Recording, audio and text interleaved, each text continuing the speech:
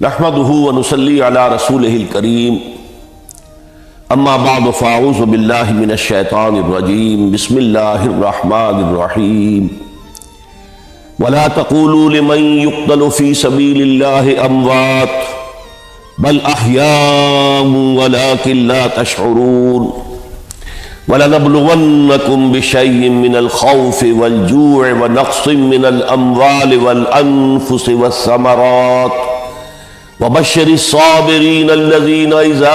أصابتهم مصيبة قالوا إنا لله وإنا إليه راجعون أولئك عليهم صلوات من ربهم ورحمة وأولئك هم المهتدون صدق الله العظيم رب اشرح لي صدري ويسر لي أمري واحلل عقدة من لساني يفقهوا قولي اللهم ربنا الہمنا رشدنا واعذنا من شرور انفسنا اللهم ارنا الحق حقا وارزقنا اتباعه وارنا الباطل باطلا وارزقنا اجتنابه آمین یا رب العالمین۔ معزز حاضرین اور محترم ناظرین و سامعین، السلام علیکم ورحمۃ اللہ وبرکاتہ۔ آج ہماری سہ روزہ تقاریر کی آخری کڑی ہے۔ آپ کو یاد ہوگا کہ سب سے پہلے خطاب میں ہم نے قرآن کا فلسفہ شہادت سمجھا۔ قرآن مجید میں یہ اصطلاح کس معنی میں آئی ہے اور اس کے ساتھ ہی امت مسلمہ کا فرض منصبی وَكَذَلِكَ جَعَلْنَاكُمْ أُمَّةً وَسَطًا لِتَكُونُوا شُهَدَاءَ عَلَى النَّاسِ وَيَكُونَ الرَّسُولُ عَلَيْكُمْ شَهِيدًا۔ تو اللہ کے دین کو بالفعل قائم کرنے کے لیے، تاکہ نوع انسانی پر ایک ابدی حجت قائم ہو جائے کہ اللہ کا دین قابل عمل ہے، اسے قائم کیا جا سکتا ہے اور یہ بہترین سماجی نظام ہے، پولیٹیکو سوشو اکنامک سسٹم اس سے بہتر آج تک چشم فلک نے نہیں دیکھا۔ یہ حجت قائم کرنے کے لیے جن حضرات نے اپنی جانوں کا نذرانہ پیش کر دیا، گویا کہ وہ اللہ کے گواہ قرار پائے، ان کے لیے لفظ شہید استعمال کیا گیا۔ دوسرے لیکچر میں آپ کو یاد ہوگا کہ ہم نے یہ بات سمجھنے کی کوشش کی کہ جب اللہ کا دین جزیرہ نماء عرب میں قائم ہو گیا اور گویا کہ ہم کہہ سکتے ہیں کہ انقلاب محمدی علی صاحب الصلاۃ والسلام کی تکمیل ہو گئی، تو جیسے کہ ہر انقلاب کے ساتھ ہوتا ہے، اس کے بعد کچھ کاؤنٹر ریولوشنری موومنٹ شروع ہوئی۔ چنانچہ سب سے پہلے اندرون ملک عرب جھوٹے نبی کھڑے ہو گئے، نبوت کے جھوٹے دعوے دار، اور بہت سے لوگوں نے حکومت کو زکوٰۃ ادا کرنے سے انکار کر دیا، اور یہ فتنہ اتنا بڑا تھا کہ واقعہ یہ ہے کہ اگر اسے کرش نہ کر دیا جاتا تو انقلاب محمدی علی صاحب الصلاۃ والسلام اسی وقت ناکام ہو جاتا۔ یہ حضرت ابو بکر صدیق رضی اللہ تعالیٰ عنہ کے فضائل کا سب سے درخشاں باب ہے کہ انہوں نے اپنے عزم اور ہمت اور استقلال اور اللہ پر اعتماد، اللہ پر توکل اور بھروسے کے ساتھ ان دونوں فتنوں کو آئرن ہینڈ کے ساتھ کرش کر دیا، اور سال سوا سال ہی میں ان دونوں کاؤنٹر ریولوشنری موومنٹس کو ختم کر کے اس کے بعد انہوں نے جلد ہی اس نظام کا گویا کہ انچارج حضرت عمر رضی اللہ تعالیٰ عنہ کو بنا دیا کہ جو خلیفہ ثانی ہے۔ پھر ہم نے دیکھا کہ حضرت عمر کے زمانے میں رضی اللہ تعالیٰ عنہ توسیع کا جو عمل ہے، توسیع انقلاب محمدی کا عمل بڑی تیز رفتاری کے ساتھ جاری ہوا، فتوحات کا سیلاب آیا،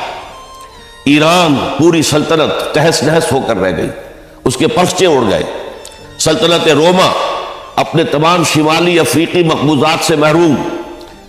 مغربی ایشیا سے اسے بے دخل کر دیا گیا، صرف وہ یورپ کے اندر محدود ہو کر رہ گئی۔ اب ظاہر بات ہے کہ اس کے خلاف بھی تو پھر رد عمل ہونا تھا، کاؤنٹر ریولوشنری موومنٹس اٹھنی تھی۔ تو سب سے پہلے حضرت عمر رضی اللہ تعالیٰ عنہ کی خلافت اور اس کے چراغ کو بجھانے کے لیے ایران کی طرف سے رد عمل ظاہر ہوا۔ ہرموزان جو ایک بڑا ان کا جرنیل تھا، اس کی سازش اور ابو لولو فیروز کے ذریعے سے حضرت عمر رضی اللہ تعالیٰ عنہ کو شہید کر دیا گیا۔ سمجھا یہ گیا تھا کہ یہ ساری عمارت شاید اسی شخصیت کی بل پر کھڑی ہے، لہذا جب میدان سے حضرت عمر ہٹ جائیں گے تو یہ خلافت کی پوری عمارت جو ہے وہ زمین بوس ہو جائے گی۔ لیکن معلوم ہوا یہ عمارت محمد کی بنائی ہوئی تھی صلی اللہ علیہ وسلم۔ کھنڈر بتا رہے ہیں عمارت عظیم تھی، بڑی عظیم عمارت تھی جو حضور نے تعمیر کی تھی، لہذا حضرت عمر کی شہادت سے کوئی فرق واقع نہیں ہوا۔ حضرت عثمان رضی اللہ تعالیٰ عنہ آ گئے میدان میں، اور میں بتا چکا ہوں آپ کو کہ ان کے میں دور خلافت کے جو 12 سال ہیں ان میں سے پہلے 10 سال بالکل حضرت عمر فاروق رضی اللہ تعالیٰ عنہ کی خلافت کے دور کی مثال ہے۔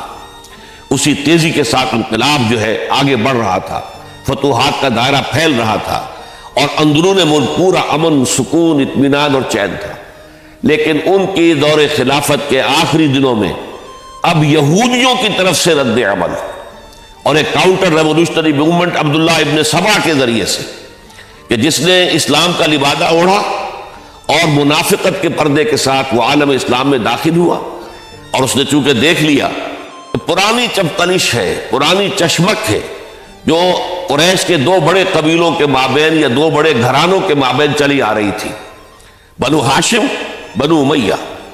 تو پہلے 2 خلفاء جو تھے وہ نہ بنو ہاشم سے تھے نہ بنو امیہ سے تھے۔ حضرت ابو بکر صدیق بنو تیم سے تھے، حضرت عمر بنی عدی میں سے تھے، لیکن حضرت عثمان اب بنو امیہ میں سے تھے۔ اس کو انہوں نے گویا کہ دکھتی رگ بنا کر پکڑا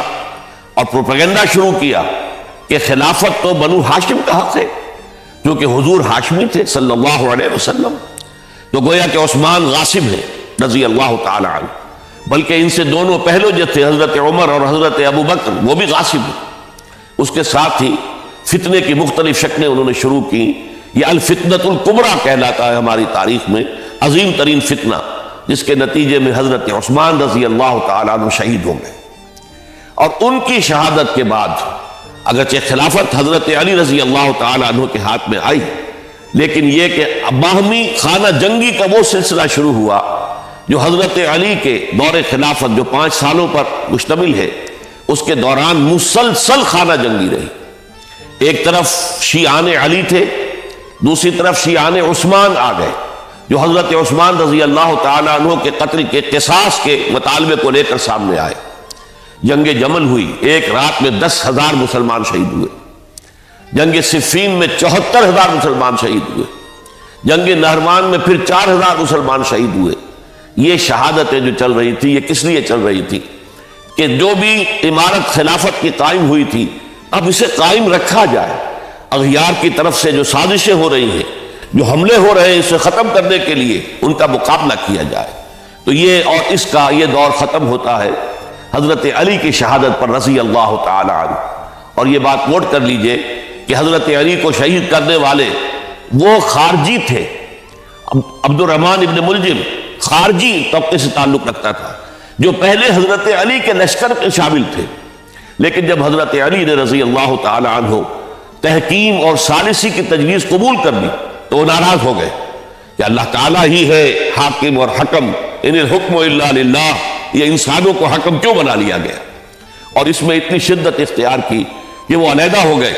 اس لیے انہیں خوارج کہا گیا۔ انہوں نے رائے یہ قائم کر دی جو مسلمان کبھی کوئی گناہ کبیرہ کا ارتکاب کرے گا وہ کافر قرار پائے گا، جب کافر ہوگا تو گویا کہ مرتد ہے تو واجب القتل، اس کا مال، اس کی عزت سب مباح ہے۔ یہ ہمارا سب سے پہلا گمراہ ترین فرقہ تھا۔ انہی میں سے 3 افراد نے بیٹھ کر اسکیم بنائی کہ یہ 3 افراد ایسے ہیں کہ جن کو اگر میدان سے ہٹا دیا جائے تو شاید مسلمانوں کی باہمی خانہ جنگی ختم ہو جائے اور مسلمان پھر کسی ایک خلیفہ پر راضی ہو جائیں۔ اور یہ تینوں کافر ہیں، معاذ اللہ ثم معاذ اللہ۔ حضرت علی کافر ہیں، ان کو قتل کرنے کی ذمہ داری عبد الرحمن ابن ملجم نے لی۔ حضرت معاویہ قاتل ہیں، ان کے لیے کسی اور کو اسائن کیا گیا۔ عمرو بن العاص قاسم ہیں، ان کے لیے کسی اور کو اسائنمنٹ دی گئی۔ ہوا یہ کہ حضرت عمرو بن العاص وہ تو اس روز فجر کی نماز میں آئے نہیں، ان کی جگہ جو امام تھا وہ شہید کر دیا گیا۔ حضرت معاویہ رضی اللہ تعالی عنہ ان پر وار اوچھا پڑا، زخمی تو ہوئے لیکن یہ کہ پھر تندرست ہو گئے۔ حضرت علی رضی اللہ تعالی عنہ پر بہت کاری وار ہوا اور حضرت علی رضی اللہ تعالی عنہ کی شہادت سن 35 ہجری میں ہو گئی۔ یہ جو خلافت راشدہ کا اختتام یا تو سن 35 ہجری میں حضرت علی کی شہادت سے سمجھا جائے گا، یا میری ذاتی رائے ہے کہ نہیں، اس میں حضرت حسن کا دور خلافت بھی شامل ہونا چاہیے۔ حضرت حسن کو کسی نے نامزد نہیں کیا تھا، نہ انہوں نے اپنی امیدواری کے ساتھ اپنے طاقت کے بل پر خلافت حاصل کی تھی، بلکہ حضرت علی سے جب یہ کہا گیا تھا کہ کیا ہم آپ کے بیٹے حسن کے ہاتھ پر بیعت کر لیں، تو انہوں نے فرمایا تھا کہ میں نہ تمہیں روکتا ہوں نہ حکم دیتا ہوں، یہ تمہارا معاملہ ہے، تم جسے مناسب سمجھو اس کے ہاتھ پر بیعت کر لو۔ حضرت حسن رضی اللہ تعالیٰ عنہ نے جن کے ہاتھ پر جو بیعت ہوئی، اب معاملہ یہ ہو گیا کہ امیر معاویہ رضی اللہ تعالیٰ عنہ وہ ایک لشکر لے کر شام سے چلے۔ حضرت حسن 50,000 آدمیوں کے ساتھ ادھر سے نکلے، لیکن یہ ہے کہ انہیں محسوس ہو گیا تھا کہ میرے ساتھیوں میں ایسا فسادی عنصر بھی موجود ہے جو عبداللہ ابن سبا کے ساتھیوں میں سے، کہ وہ کسی اچھے کام کو پسند نہیں کرتا، لہذا انہوں نے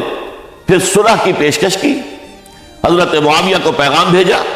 کہ میں مصالحت چاہتا ہوں، بتائیے شرائط کیا ہے۔ حضرت معاویہ نے بلینک پیپر بھیج دیا، سادہ کاغذ، کہ آپ جو شرائط چاہیں اس پر لکھ دیں، وہ مجھے قبول ہوں گے۔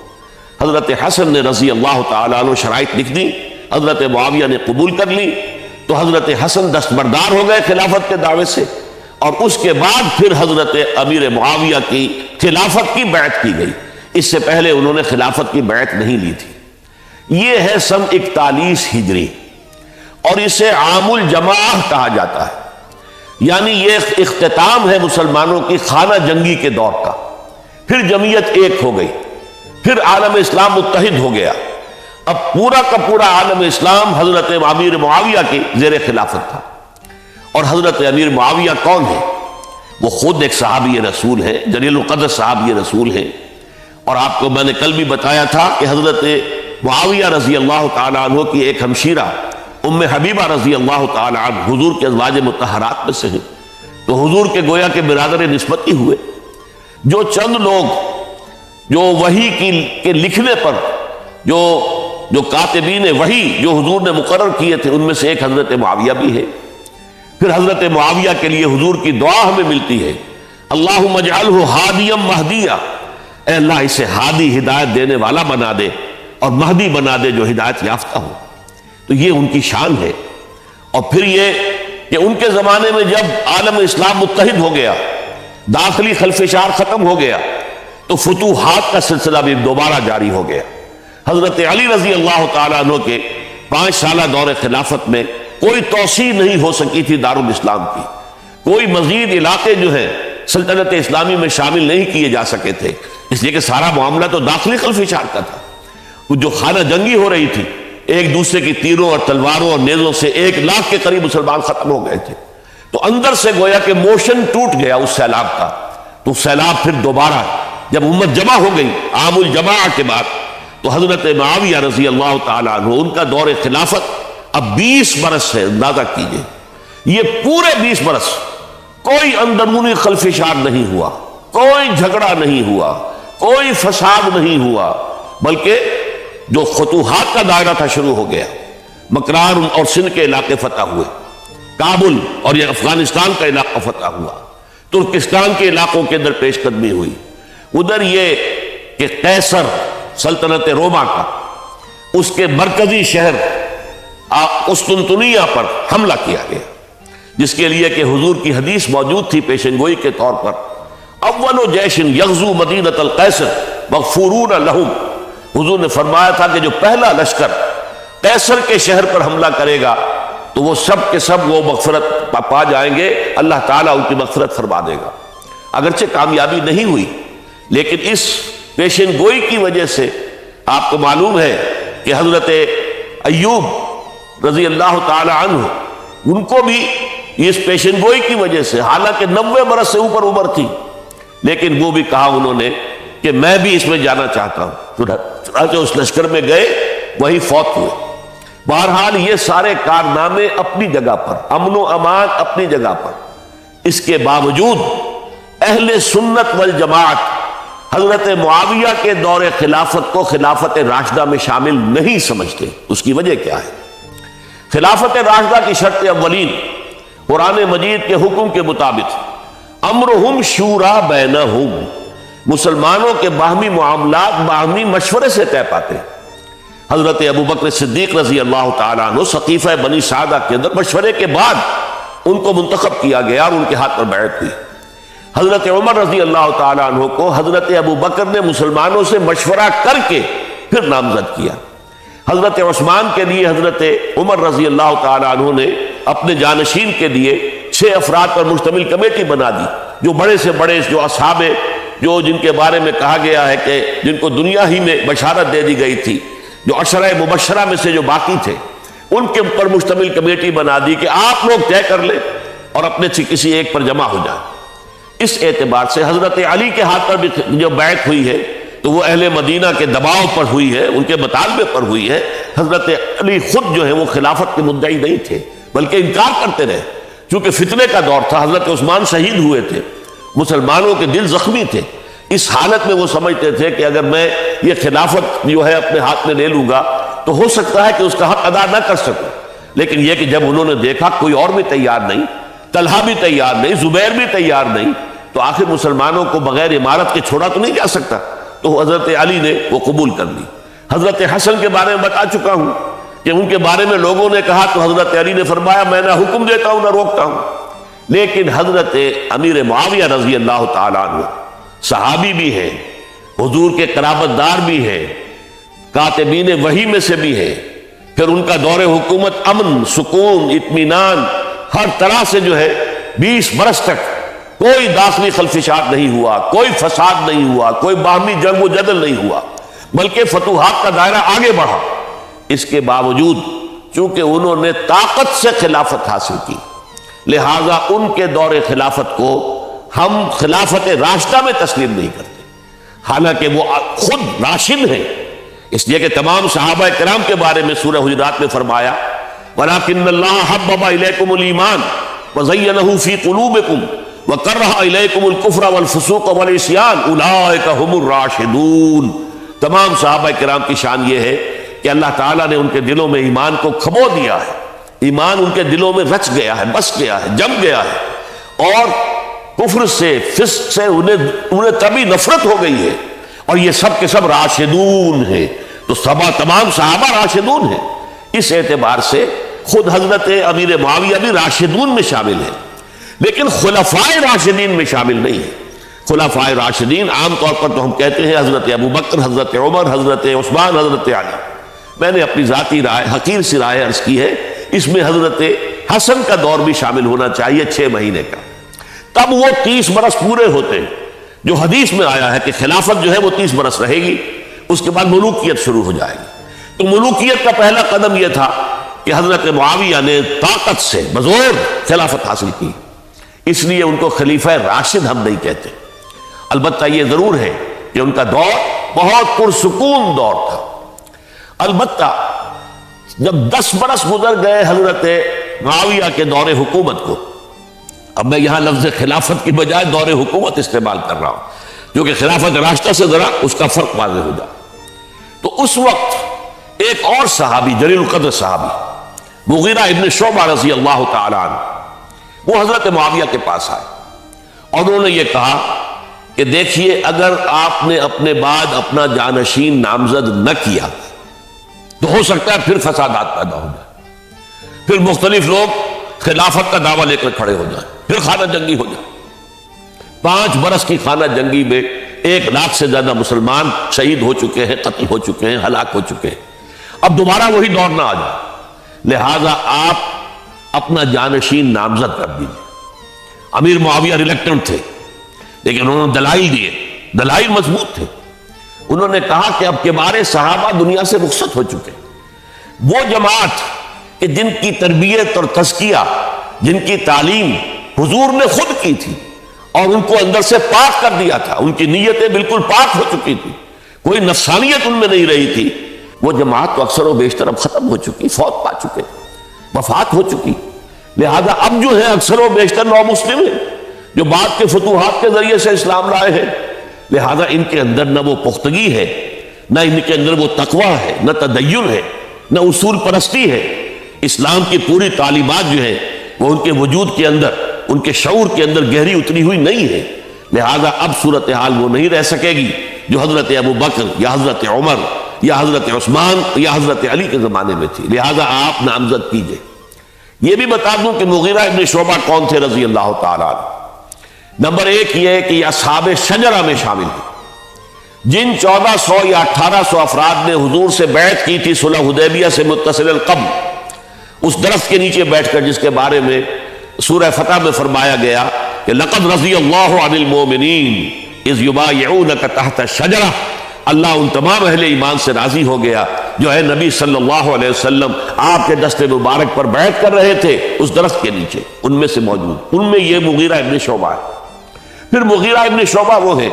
کہ حضرت علی اور امیر معاویہ ان کے درمیان جو خانہ جنگی ہوئی اس میں ہمیشہ حضرت علی کے ساتھ رہے، حضرت علی کے ہی وہ سپورٹر تھے، ان کے ساتھ تھے۔ اس پہلو سے اچھی طرح سمجھ لیجئے کہ یہ نہیں ہے کہ وہ در حقیقت کو پہلے سے وہ امیر معاویہ کے ساتھی تھے، نہیں، لیکن اب جو صورتحال وہ دیکھ رہے تھے، جہاں دیدہ انسان تھے، بہت بڑے سیاستدان تھے، جانتے تھے حالات کو، حالات کے نفس پر ان کا آپ تھا، لہذا انہوں نے یہ مشورہ دیا اور پھر امیر معاویہ نے اس مشورے کو قبول کر لیا اور یزید کی ولی عہدی کا اعلان کر دیا۔ یہ بالکل مڈل ہے